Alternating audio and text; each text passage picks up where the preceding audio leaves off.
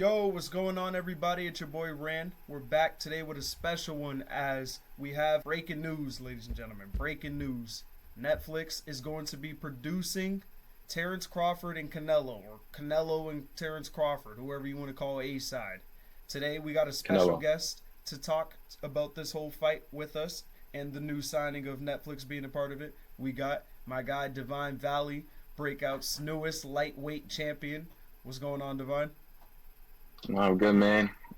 Pretty great news. So, I mean, I always knew the fight was gonna happen, but knowing it's gonna be on Netflix, I think that's the place it's got to be at. So, And just to get right into it, don't you think like having a fight of this magnitude, we know this is pound for pound number one versus someone else's pound for pound number one, and they're gonna be fighting on a subscription based service that literally the entire world has.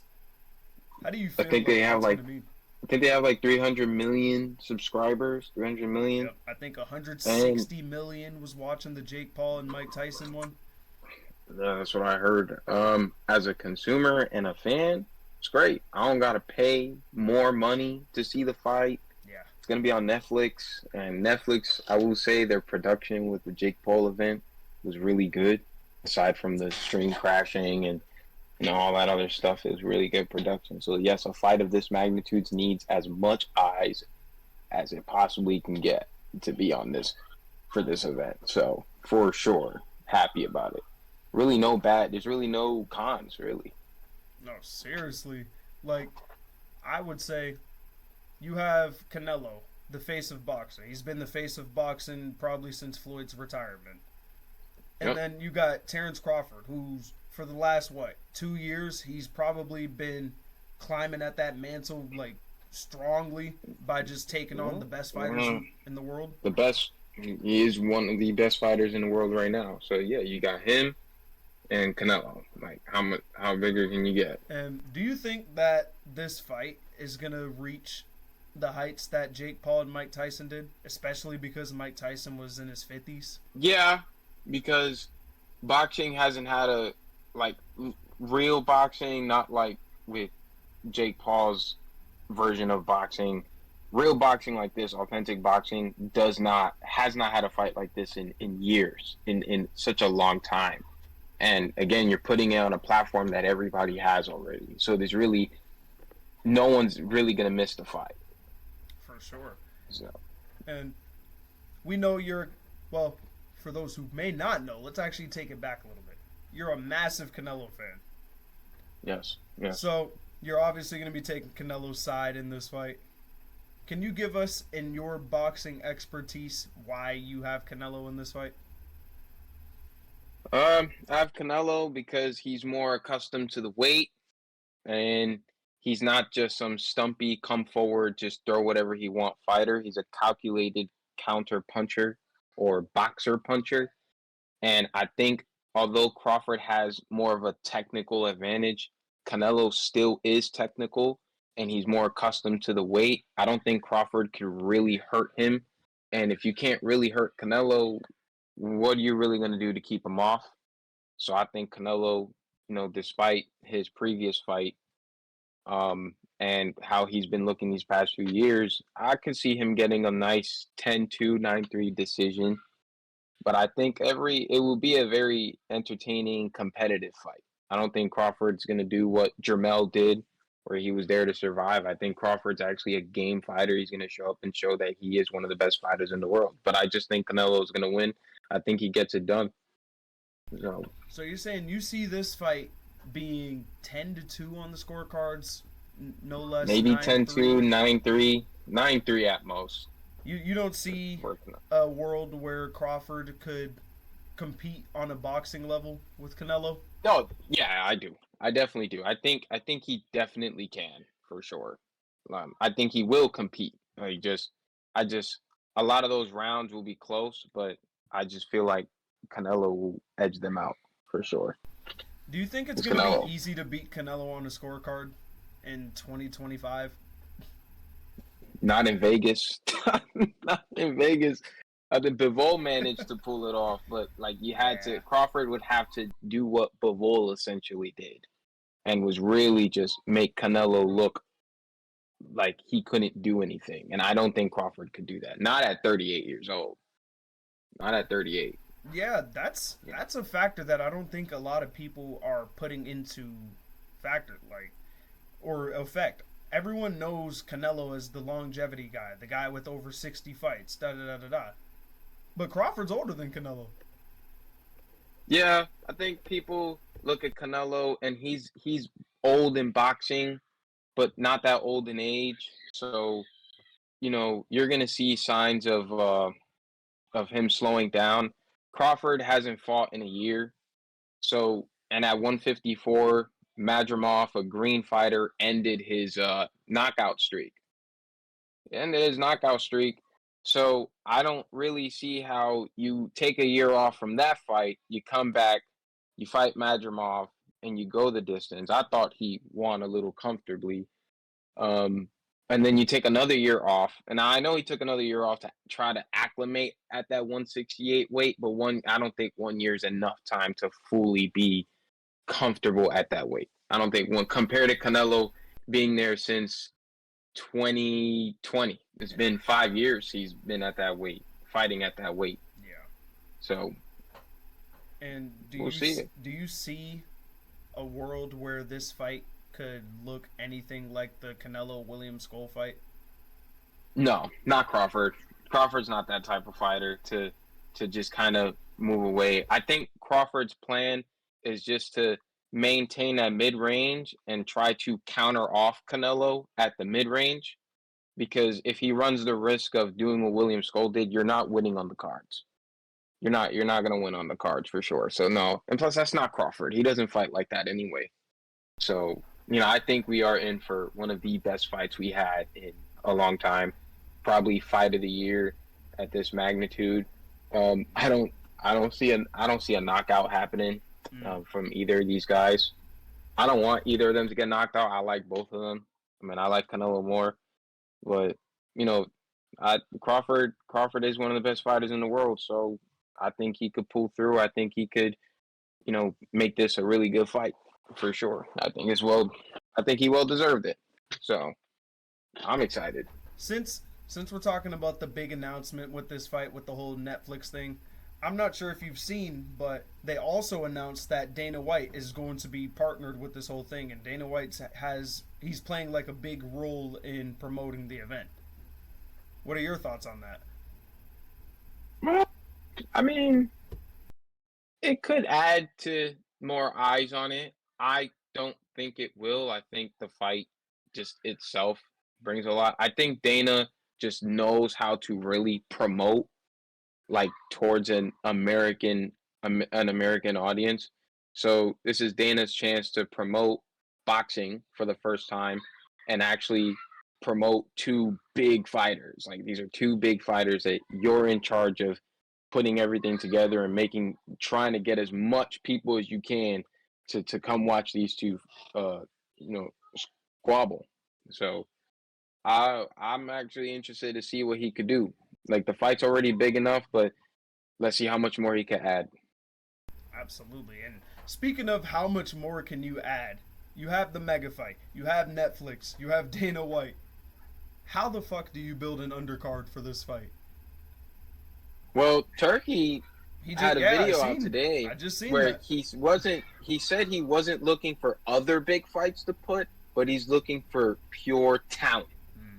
So he's actually going to open up, I guess he's going to open up his team into hearing other fighters out, and they're going to try to match it all together and put talent versus talent to try to make this a very bona fide boxing event. A boxer's heavy card. Yeah, so I don't think it's going to be a bunch of big names against big names. It's probably going to be a big name versus someone that's really good, or two really good guys, maybe another big name versus big name fight, but he's looking for talent. So we're going to see something different with this type of undercard. But you need to have a solid undercard. You don't think this is going to be one of the natural Canelo type of undercards where you get a bunch of Mexican dudes going at it?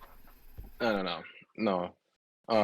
It's only because, Canelo on his previous undercards, because he gets paid a lot, they would cheap out on certain fights. I don't see that. Not with this card. You can't really take that chance with a card like this. So, And with Netflix already having the proven results with the whole Jake Paul and Mike Tyson thing, do you think they're a little more willing to throw out some money? if there's any platform that could throw out that type of money, it is Netflix.